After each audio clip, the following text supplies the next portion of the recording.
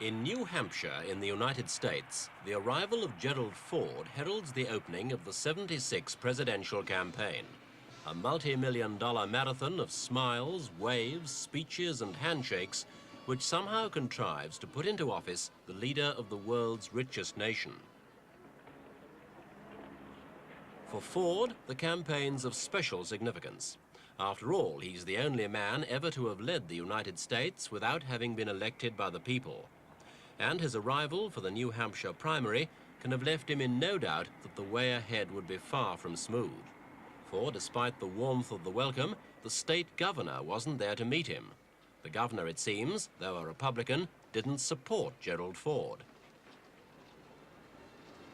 The cornerstone of the president's campaign is that he is the president, not a newcomer, a capable and confident leader. Against him is his image, that of a rather amiable bumbler who's failed to put any recognizable stamp on the office he inherited. It was an image that President Ford was at pains to dispel during the tactically important New Hampshire campaign. He rejected hearty tub-thumping and baby-kissing in favor of meetings like this, where he gave a highly technical lecture on budgets, revenue sharing, and the dangers of big government. Hardly rousing stuff, but designed to convince that he has a firm grasp on the presidential reins. Half your time and a good share of your money in paper shopping.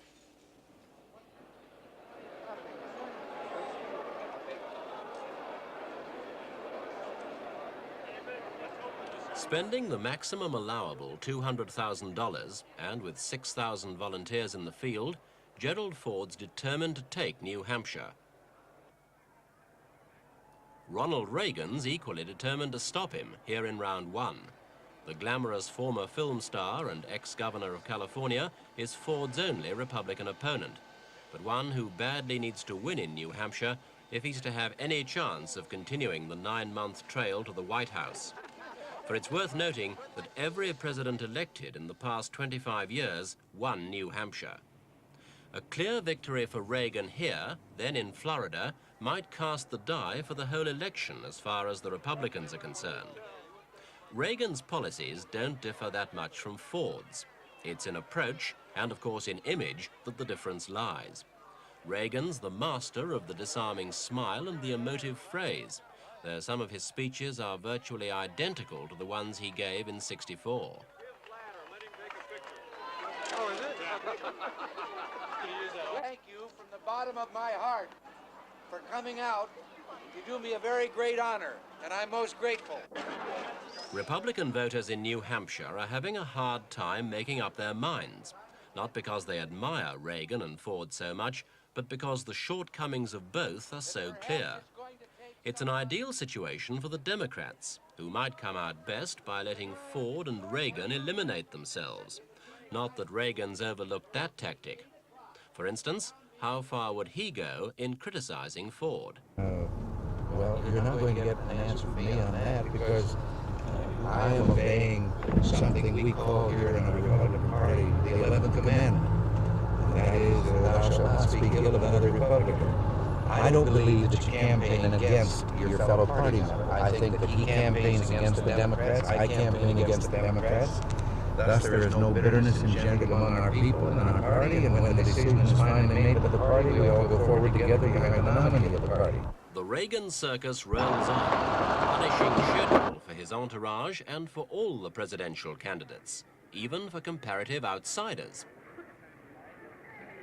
Welcome to our microphone this morning, Congressman Morris Udall of Arizona. Congressman, it's good to have you here, and I know we only have a half hour to discuss some of the issues of your campaign, but it's nice of you to come by. Good to be with you, Joe, and good to be on Sound Off.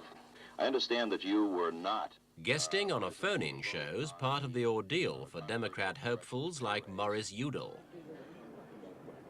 A typical packed day of hectic campaigning includes a visit to a bingo hall to meet the people. It's a traditional approach which goes down well when every vote counts. But like most American politicians, Udall's personally opposed to the lengthy election run-up, wasting time, money and energy, endlessly pressing the flesh, as the continual handshaking's known. The bingo visit followed a tour of an evil-smelling rubber factory, and numerous impromptu trips into hamburger joints. Then from bingo balls to a pool hall to meet some Ukrainian Americans.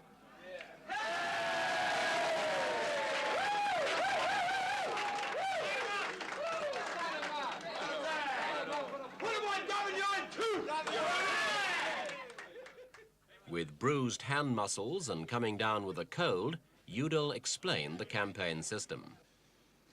It's just an ingrained tradition here. I can't imagine that Congress or the country is going to say we will have a very, very brief campaign in a big, diverse country that spans 3,000 miles between two oceans.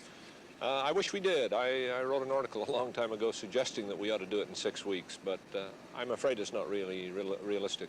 When you make it to the White House, then perhaps that's your first reform, is it?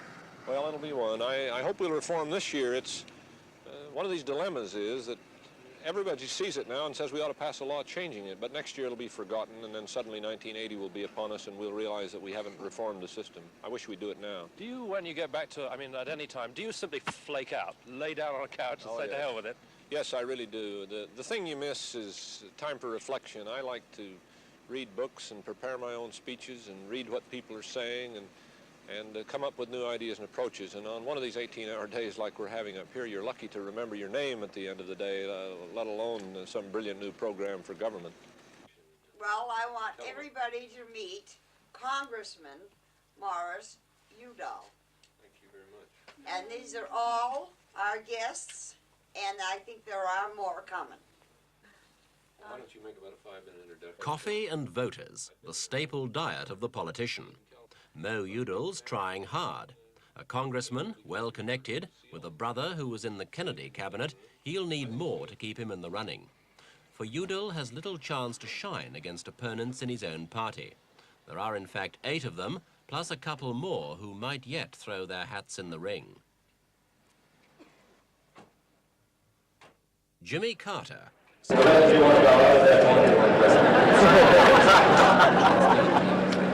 believe that I am the best qualified candidate to be president because I have a wide range of experience and background. As a person who worked all my life, as a qualified engineer, businessman, also one who's had executive management experience in government itself, understanding both the federal programs and their multiplicity and confusion, as well as government at the local and state level. Well, you know, a fast-moving senator who's already become a serious threat. He's liked by the Liberals and the trade unions, and his first aim is to beat Udall in New Hampshire. Then he plans to take surviving Conservatives before moving in for the big prize. His campaign staff wish he'd ease up on the folksy manner.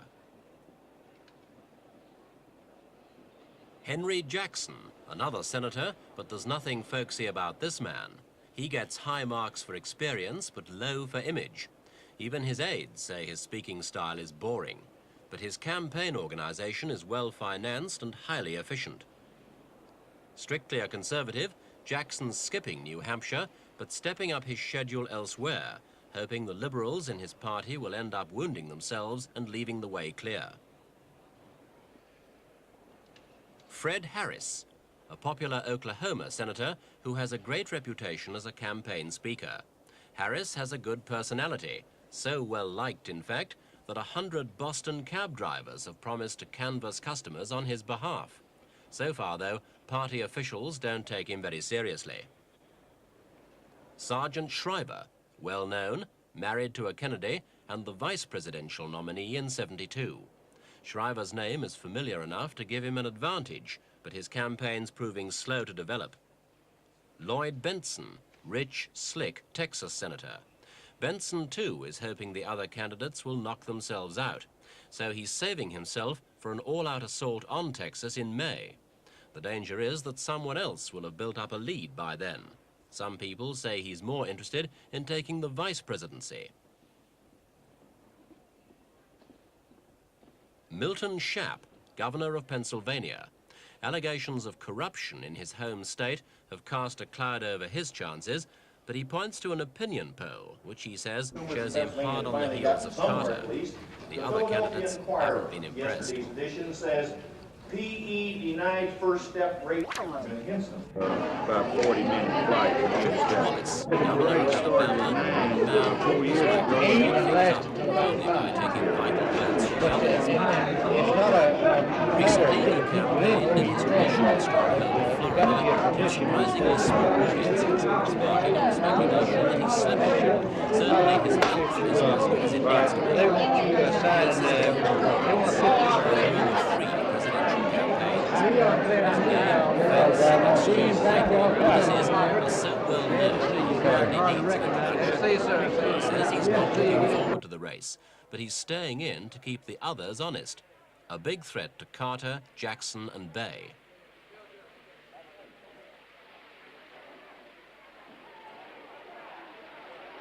To further complicate the battle among the Democrats, two highly fancied outsiders.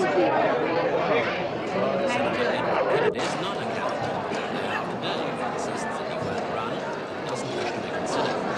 Even so, he has immense sympathy. Many wants the White House.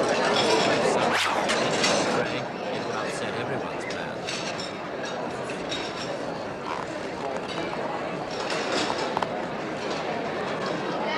Kennedy's not alone in the race. There's Hubert Humphrey. The 64-year-old senator from Minnesota relishes his position. He said he won't run until after the primaries, only then if he's asked. Oh, how are you? Energetic, experienced, well-respected by party officials, and he has an impressive record at the polls. If no other Democrat emerges with a clear lead, there's a big chance Humphrey will be president to action. Then, with a party machine behind him, he'd be formidable. So much for the runners and riders. But of course, elections are one kind of sport where it's the spectators who decide who will win. And so far, in the 76 run-up, that audience hasn't shown much interest. Most polls indicate it's deeds, not words, that are wanted by today's Americans. That attitude certainly makes it unusually difficult to predict this time who will win the race to the White House.